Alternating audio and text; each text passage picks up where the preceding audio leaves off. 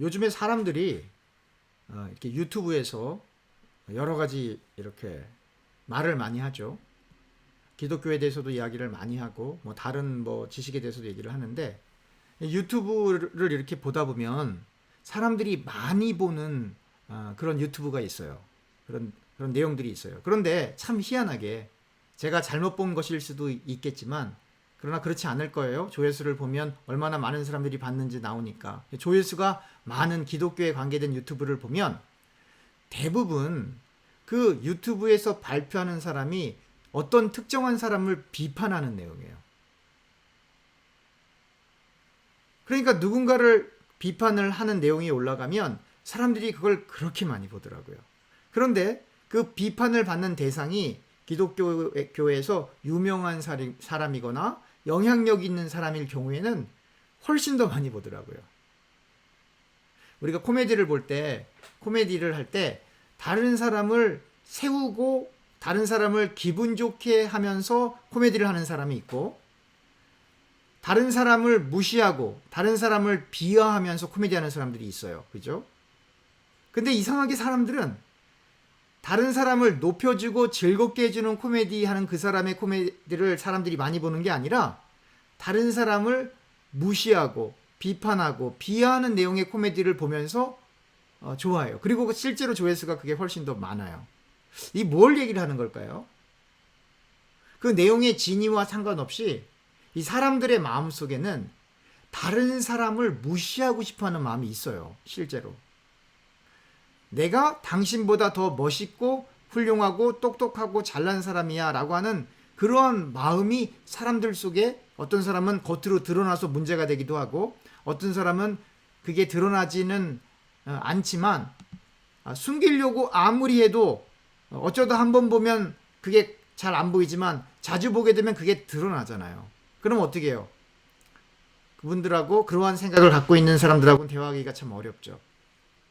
이렇게 인간은 마음속에 높아지고 싶어하는 마음이 있어요. 그러나 예수님께서는 일관되게 하나님 나라에서 높은 자가 되려고 한다면 이 땅에선 낮은 사람이 돼야 된다라고 계속해서 일관적으로 말씀하시죠.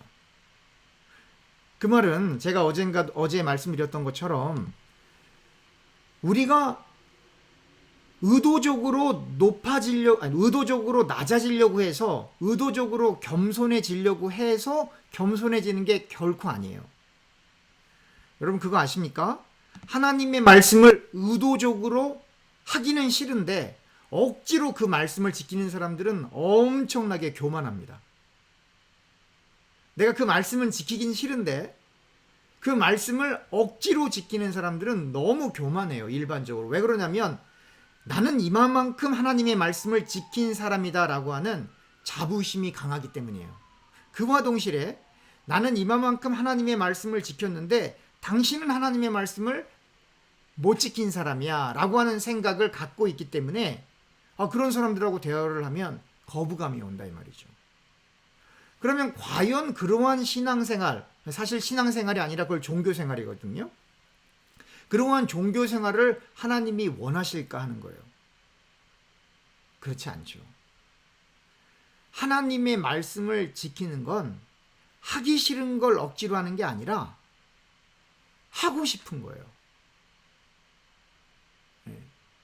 하나님의 말씀을 전하고 싶은 거예요. 억지로 하는 게 아니고, 고생하는 게 아니고, 하나님의 말씀을 나누지 않으면, 지키지 않으면, 하나님의 말씀을 묵상하지 않으면, 하나님의 말씀을 읽고 듣지 않으면 살 수가 없는 거예요.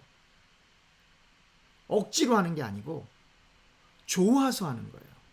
희생하는 게 아니고 하나님의 영광을 생각하며 하나님의 나라를 소망하며 하나님의 말씀을 지키고 나누고 묵상하고 싶은 것뿐이에요. 근데 이러한 신앙을 어떻게 갖는 거냐면 그게 억지로 되는 게 아니에요. 언제 가능하냐? 하나님을 만날 때, 하나님이 느껴질 때, 하나님이 그냥 머리로 지식으로 아는 게 아니고 그 성경에 기록된 하나님이 지금 나를 이끌고 가고 있다라고 하는 게 어느 순간 믿어지는 거예요.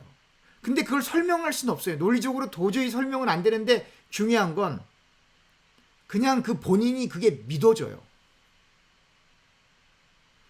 육신이 연약해서 하나님의 말씀을 지키고 싶지 않을 때도 있고 범죄하고 싶을 때도 있지만 그 하나님의 존재가 너무나 크게 우리 가운데 역사하기 때문에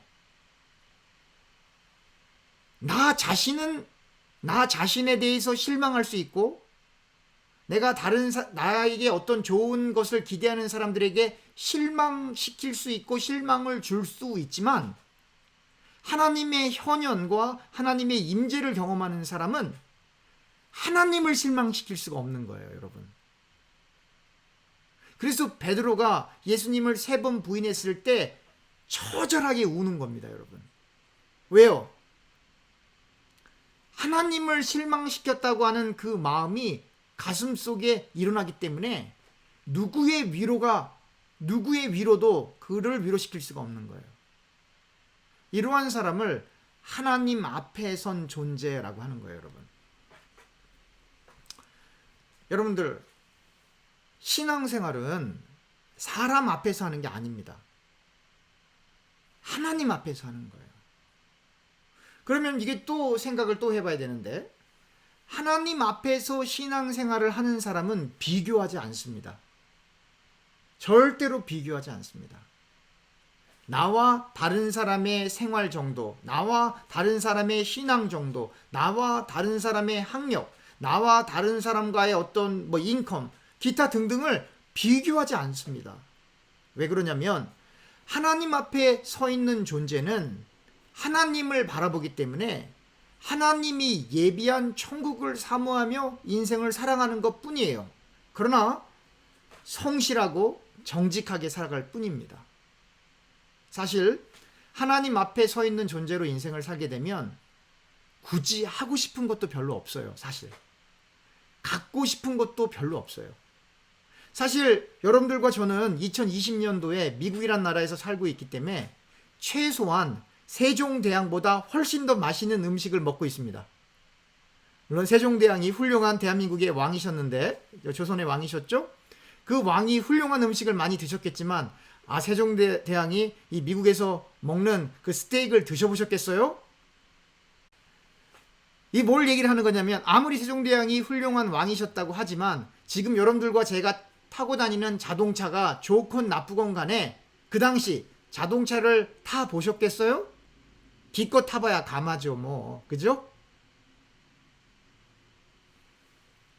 뭘 얘기를 하는 거냐면 여러분들과 저가 지금 인생을 살면서 같은 동시대에 살고 있는 누군가와 비교하면서 인생을 살면 만족함이 없습니다. 왜냐하면 아무리 돈을 많이 가지고 있어도 항상 나보다 돈이 더 많은 사람은 있습니다. 내가 이것을 잘한다고 했어도 그것보다 나보다 더 잘하는 사람은 항상 더 있어요. 그러니까 생을 살면서 나와 다른 사람, 다른 인생을 비교했을 때는 만족함이 없어요. 그리고 나보다 못하다라고 생각하는 사람과 나를 비교했을 때에는 내가 우쭐해질 수 있을지 모르겠지만 그거 아십니까? 그 비교를 받는 그 대상은 여러분들을 증오합니다. 만약에 알게 된다라고 한다면. 그러므로 여러분들과 저는 인생을 살 때 비교하면 안 돼요. 따라합시다. 생긴 대로 삽시다. 생긴 대로 살면 되는 거예요. 여러분들과 저에게 맡겨진 대로 그냥 그 삶에 맞게 살면 되는 거예요. 이 말은 아무런 노력하지 않고 비전 없이 나태하게 살라 그런 얘기가 아니에요, 여러분. 그냥 우리에게 처한 그 상황 속에서 하나님을 의존하며 우리에게 맡겨진 일들을 성실하게 수행하며 살 뿐이에요. 많은 부를 축적한들, 대궐 같은 집에서 산들, 타고 다니는 자동차가 세상에서 가장 좋은 차가 됐던지 간에 그게 지금 우리가 누리고 있는 그 모든 것들을 계속해서 누릴 수가 없어요. 다 놓고 가야 됩니다. 다 놓고 가야 돼요. 그리고 다 놓고 가지 않는다 할지라도 언젠가 자동차는 멈출 것이고, 그렇죠?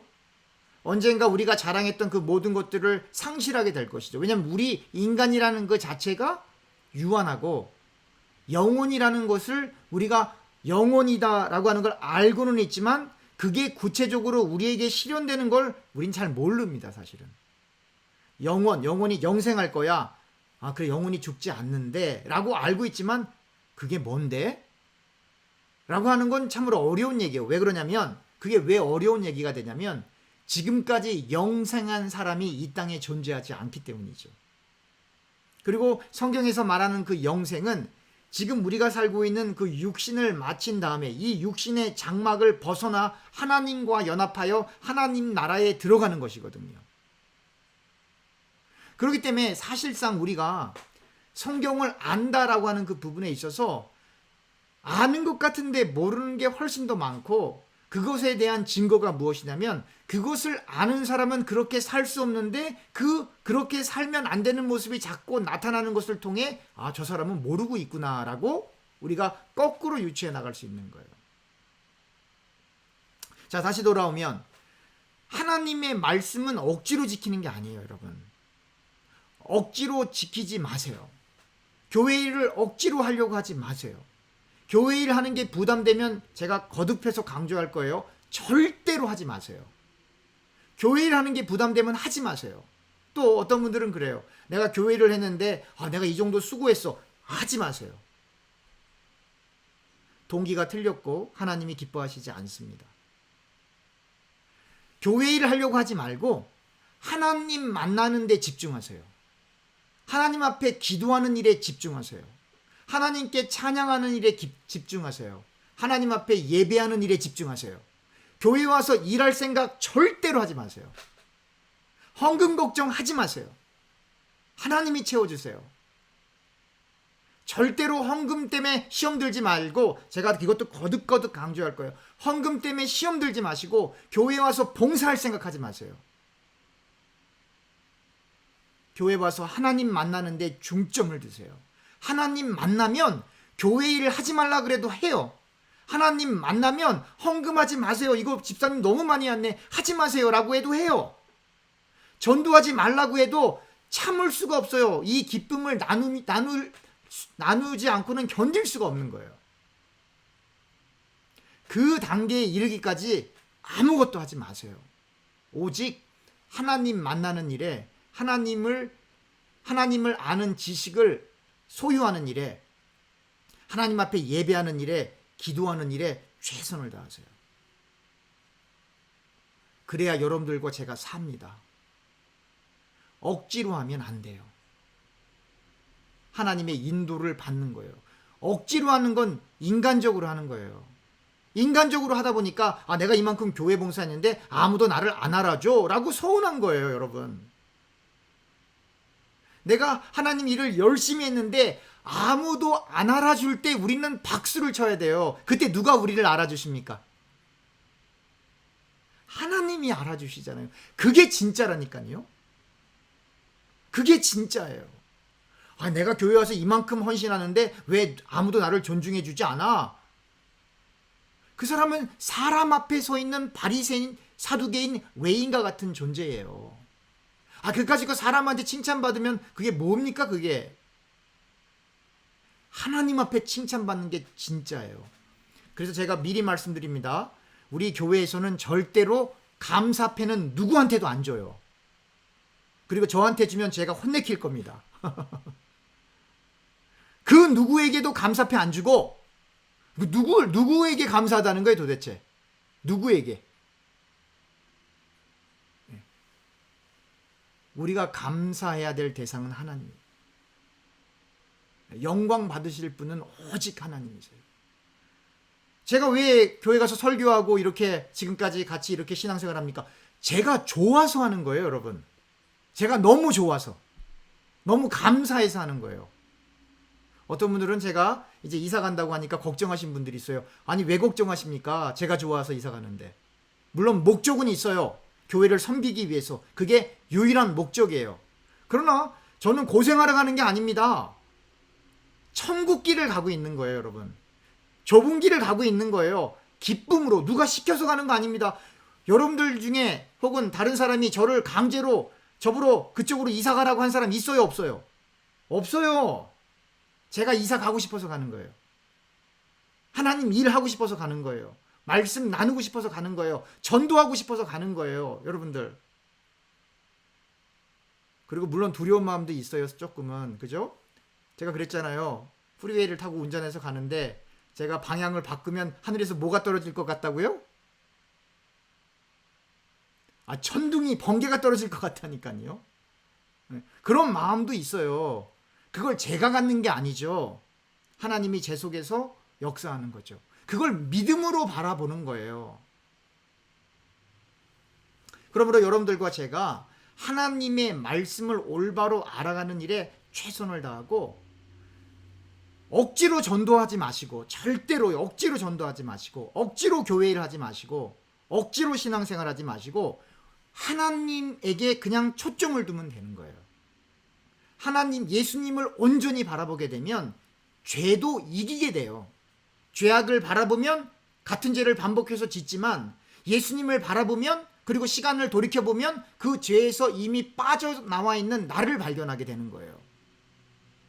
사람들에게 인정을 받으려고 교회를 하다 보면 조금만 어떤 일이 벌어져도 서운하고 기분이 안 좋은데, 하나님의 마음에 합한 사람이 되기 위해서 교회를 하게 되면 다른 사람이 오히려 내가 하는 일에 대해서 욕을 하고 비판을 할 때 더 감사해요. 왜 그렇죠? 나를 위로해 주실 분이 하나님이시기 때문에 그걸 깨닫게 되는 거예요. 그러므로 여러분들과 제가 하나님을 바라보면서 이 세상을 성실하게 살 뿐입니다. 세상을 바라보시면 안 됩니다. 풍랑 위에 떠 있는 베드로가 예수님을 바라볼 때는 예수님을 바라보면서 물 위를 걸어갈 수 있죠. 그러나 풍랑을 바라보는 그 순간, 물길을 바라보는 그 순간 물속에 빠지는 거예요. 이건 뭘 얘기를 하는 거예요? 인간적으로 생각하지 말라는 거예요. 세상적인 논리와 관점으로 판단하지 말라는 거예요. 성경에서 된다 그러면 되는 거예요. 지금 우리 시대에, 당대에 안 이루어져도 성경에서 됩니다 그러면 되는 거예요. 우리가 그것을 이루느냐 못 이루냐는 우리의 능력이 아니기 때문에 우리는 그냥 최선을 다해 성실하게 예수님만 바라보며 물 위를 걸어가는 거예요. 여러분들과 저의 신앙생활은 지금 물 위를 걸어가고 있는 신앙생활이에요. 예수님을 끝까지 바라보며 물속에 풍덩 빠지지 않고 예수님을 계속 바라보며 천국을 향해 앞길을 나아갈 것이냐, 아니면 현실에 다가오는 유혹이나 시험이나 어려움이나 아픔이나 환난이나 적신이나 기근을 보면서 그 물속에 퐁당 빠질 것인가, 여러분들과 제가 결정하는 거예요, 여러분. 그러므로 여러분들과 저는 오직 예수님만 바라보며 그냥 다른 사람이 욕을 하던 비난을 하던 안 알아주던 무시하던 상관없이 그냥 예수님만 바라보면서 가는 겁니다. 그러면 하나님이 우리를 축복해 주십니다. 세상에서도 잘 살게 해주시고 하늘나라에서도 큰 상을 주십니다, 여러분. 그게 누구의 인생이라고 그랬죠? 토요일날 제가 창세기 설명하면서 아브라함의 인생이에요. 아브라함의 인생이에요. 하나님의 율법, 바울은 오늘 율법에 대해서 설명을 하죠. 하나님의 그 율법 그 자체는 죄가 아니에요. 그 율법을 통해서 인간들의 속성, 인간들의 마음속에 있는 죄가 얼마나 끔찍하고 얼마나 잘못된 것인지를 율법, 즉 하나님의 말씀을 통해 깨닫게 되는 거예요. 율법은 하나님의 말씀이라고 제가 말씀드렸죠. 계명이, 십계명이 누구로부터 왔어요? 하나님으로부터 왔잖아요. 하나님의 말씀이에요. 그 말씀은 거룩하고 소중하고 의롭고 그리고 능력이 있는 하나님의 말씀이에요. 그런데 그 인간이 그 하나님의 율법 계명을 보면서 자기 자신이 그 말씀을 지킬 수 없는 존재임을 깨닫게 되는 거예요. 그런데 신앙생활을 그러니까 종교생활을 억지로 하는 사람은 뭐가 되는 거예요? 그 계명을 문자적으로 지키는 일에 최선을 다하는 거예요. 실제로는 안 지키고 있는데. 그 율법을 온전히 지킬 수도 없을 뿐더러 율법을 지키는 일에 최선을 다하다 보니까 나는 그 말씀을 지켰는데 상대방은 또 다른 사람은 그 말씀을 안 지키거나 못 지킨 것을 보았을 때 어떤 마음이 드는 거예요? 정죄하고 싶은 마음이 드는 거예요. 실제적으로 하나님의 율법을 100% 지키는 예수님은 현장에서 가늠하다 잡힌 그 여자에게 돌을 안 던지시는데 예수님하고 비교했을 때는 말씀을 도저히 지킬 수 없는 티끌과 같은 인간들이, 죄와 같은 인간들이 자기는 안 들켰을 뿐인데 마음속으로는 이미 벌써 죄를 지었을 텐데 그 마음의 생각을 드러내지 않았을 뿐인데 현장에서 가늠하다 잡힌 그 여자에게 돌을 던져 죽이려고 하는 거예요. 그러나 예수님은, 말씀을 정작 다 지키신 그 예수님은, 그리고 하나님이신 그 예수님은 돌을 안 던지세요. 그리고 그들을 향해서 죄 없는 자가 먼저 돌을 던져라. 그러니까 마음의 찔림을 받고 하나둘씩 다 빠져나가는 거예요. 우리들 중에 누가 다른 사람을 정죄할 그러한 내공이 있는 사람이 누가 있어요? 우리들 중에 누가 너는 참 틀렸어 라고 말할 사람이 누가 있어요? 만약에 예수님이 우리 그렇게 말하는 사람에게 찾아가서 네가 그렇게 잘났니? 라고 한마디 하면 어떻게 되는 겁니까? 우린 죽는 겁니다. 우린 죽는 거예요. 그러므로 여러분들과 저는 모든 판단하려고 하는, 비판하려고 하는 그러한 모든 생각을 다 내려놓는 거예요. 그게 자기 부인이에요, 여러분. 그게 자기 부인이에요.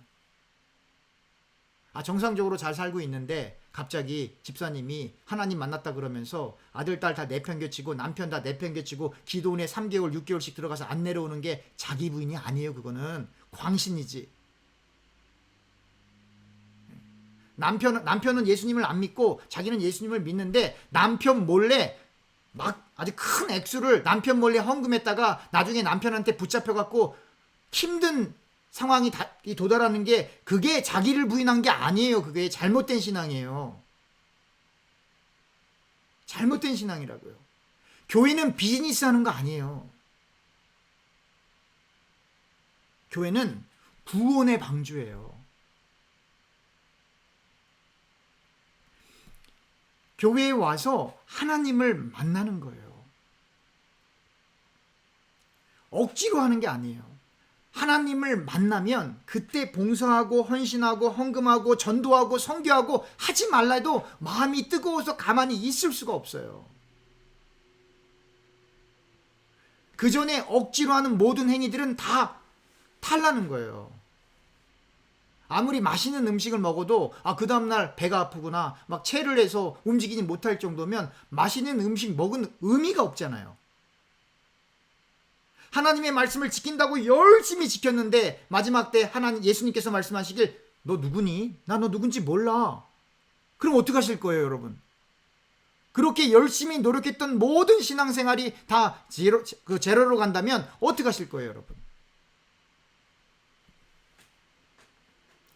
그러니까 율법을 통해서 우리가 율법을 온전히 지킬 수도 없지만 그 율법을 통해서 우리가 얼마나 죄된 상태에 있으며 그 율법을 온전히 지켜낼 수 없다라고 하는 자기 인식이 필요한 거예요.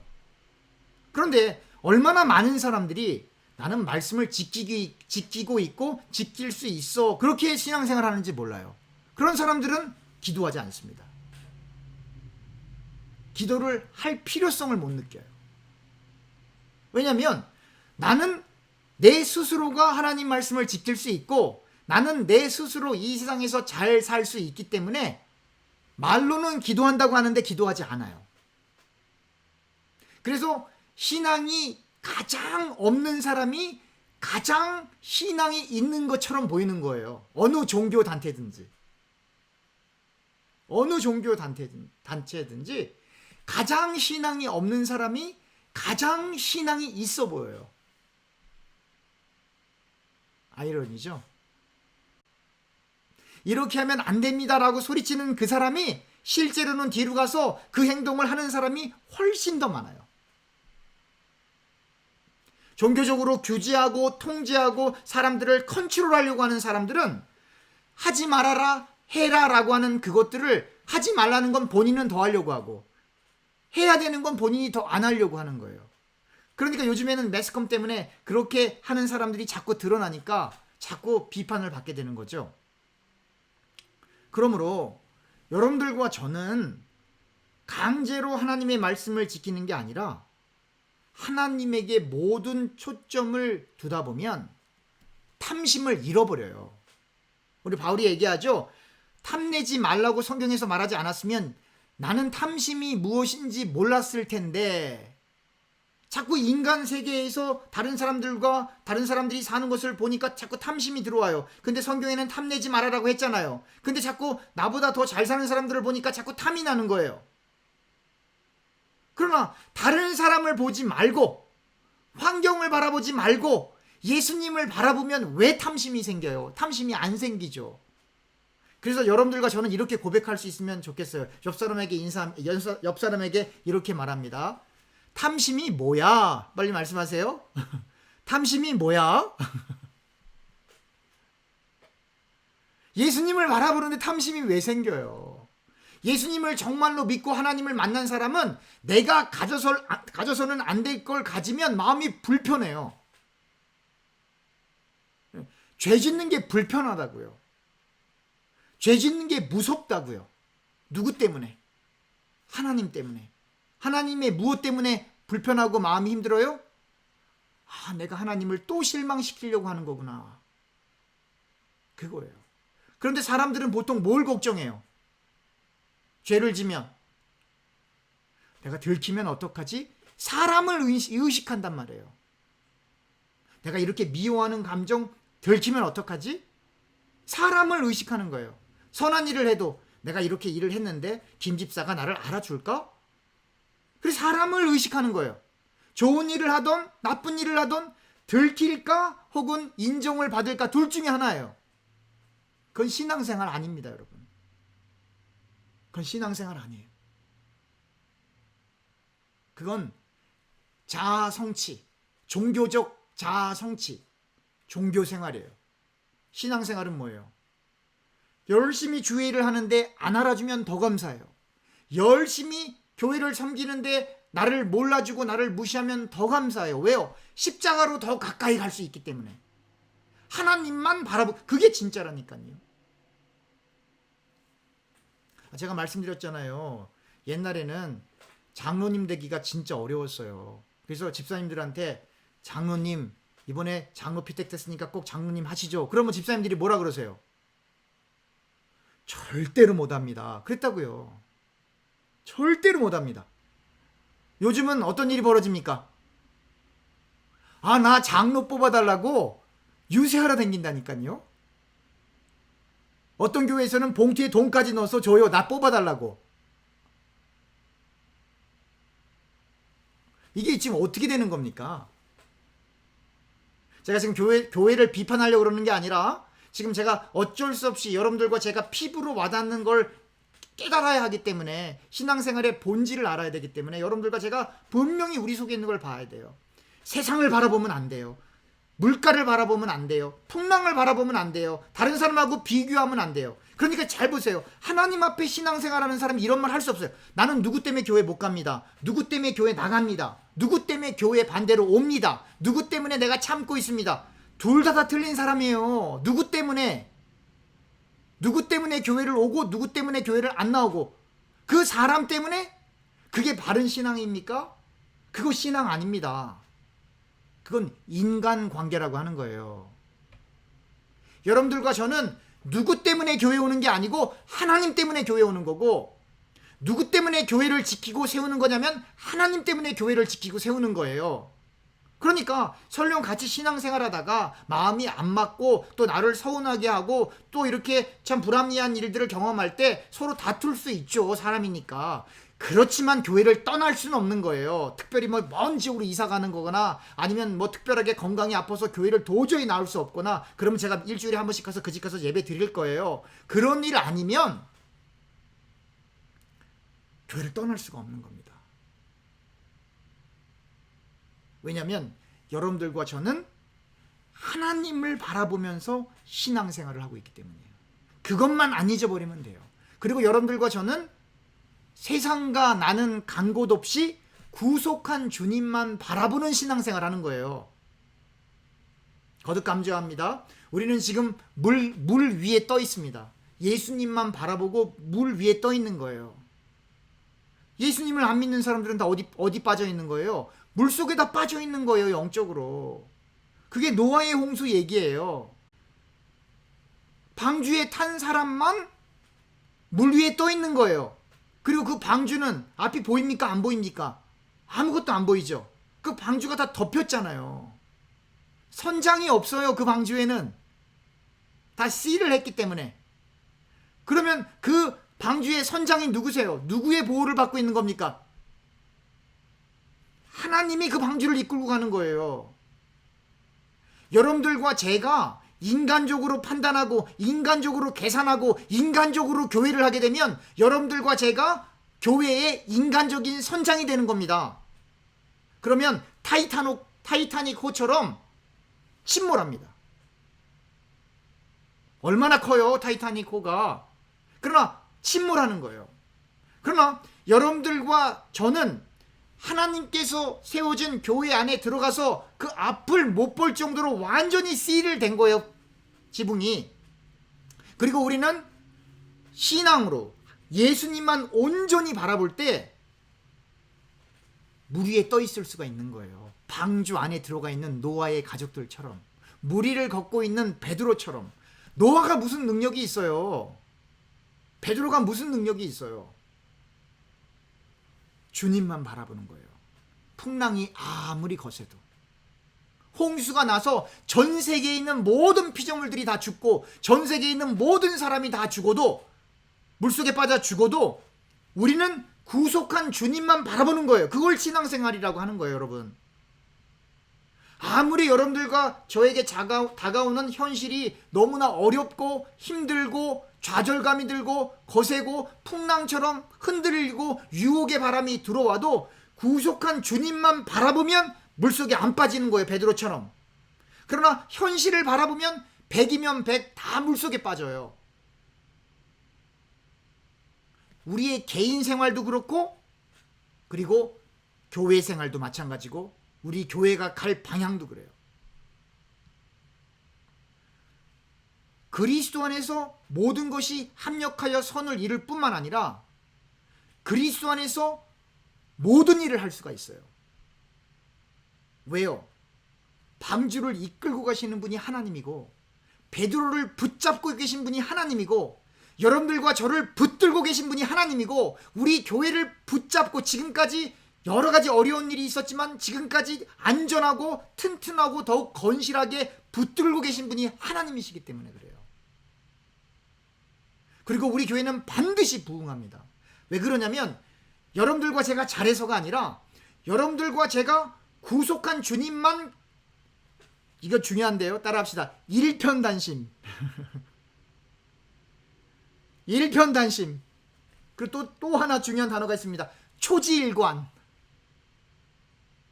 일편단심과 초지일관으로 구속한 주님만 바라보면 하나님이 구원받기로 작정된 예정된 자들, 하나님을 찾고자 갈급해하는 심령들, 하나님의 절대적인 도움이 필요한 주의 백성들을 하나님이 보내주세요. 하나님이. 그리고 하나님이 역사해 주세요. 제가 하는 게 아니고 우리 교우님들이 하는 게 아니에요. 그러니까 교회에 왔을 때 하나님의 놀라운 역사를 여러분들과 제가 발휘하는 게 결코 아니고, 우리는 구속한 주님만 바라볼 때 하나님의 거룩한 성령의 역사가 나타나는 것을 목격하고 그리고 그걸 바라보게 되는 거예요. 그래서 여러분들과 저는 예수님의 증인이에요. 증인. 여러분들과 제가 하는 게 결코 아니에요. 우리는 주님만 바라볼 때 하나님의 거룩한 역사가 먼저는 여러분들과 저의 가정 가운데 그리고 교회 가운데 역사하게 돼요. 이건 여러분들이 기대하셔도 괜찮아요. 하나님이 앞으로 어떻게 역사하실지 기대하셔도 괜찮아요. 복음을 전하기 위해라는 그 말 이전에 주님만 바라보게 되면 복음을 전하고 싶은 마음이 들어가요. 말씀을 지키고 싶은 마음이 들어가요. 예전에 지었던 같은 죄를 짓기 싫어하는 죄에 대해서 알러지가 생긴단 말이에요. 쉽게 얘기하면 죄가 너무나 미워져요. 주님이 우리 가운데 역사하기 때문에. 그렇게 될 때 하나님의 거룩한 역사가 임하게 되는 겁니다. 그래서 율법을 통해서 우리는 하나님의 말씀을 도저히 지킬 수 없는 존재이군요 라고 하는 걸 깨닫게 되면 어떻게 되는 거예요? 주님만 의존하게 되는 거예요. 주님만 의존하는 사람이 어떻게 교만합니까? 주님만 의존하는 사람이 어떻게 다른 사람을 비판합니까? 주님만 의존하는 사람이 어떻게 다른 사람을 정죄합니까? 못하는 거예요. 왜냐하면 나도 같은 사람이기 때문에. 나도 주의 보혈이 아니면 하나님의 말씀을 도저히 지킬 수 없는 괴수와 같은 사람이기 때문에, 바울도 그렇게 고백했지만 우리 모두가 다 똑같아요.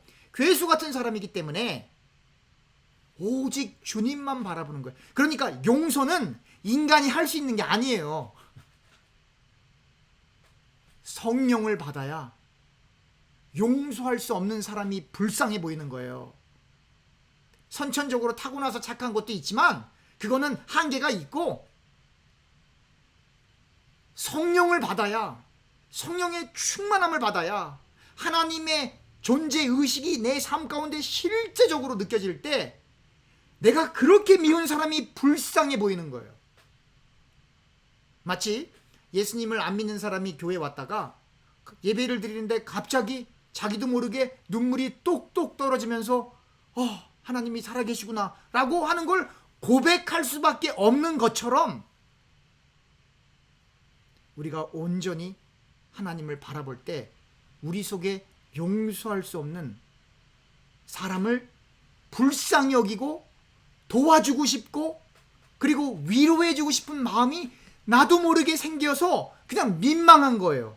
왜 그러냐면 한쪽으로는 너무너무 미운데 또 다른 한쪽으로는 너무너무 이렇게 연민의 정이 느껴지는 거예요. 이게 설명이 안 되는 거예요. 따라합시다. 초지일관, 일편단심, 예수님만 바라보자. 기도하겠습니다. 하나님을 정말로 사랑합니다. 하나님을 정말로 사랑합니다. 하나님의 은혜가 없으면 우리는 한시도 살 수 없습니다. 주님, 우리의 상황을 너무나도 잘 아시는 주님, 교회 때문에 우리를 지켜주심을 믿습니다. 교회를 지키기 위하여 하나님께서 우리를 지금까지 보호해 주심을 믿습니다. 하나님의 교회를 하나님의 교회답게 이끌고 그리고 하나님의 교회를 통하여 성령이 역사하게끔 하기 위하여 우리의 가정을 지켜주심을 믿습니다. 우리가 예수 그리스도가 교회 대신 교회를 중심으로 아름다운 교제와 아름다운 말씀의 나눔이 그리고 선교와 전도의 역사를 체험하며 목도하게 하여 주시옵소서. 예수님의 이름으로 기도합니다. 아멘.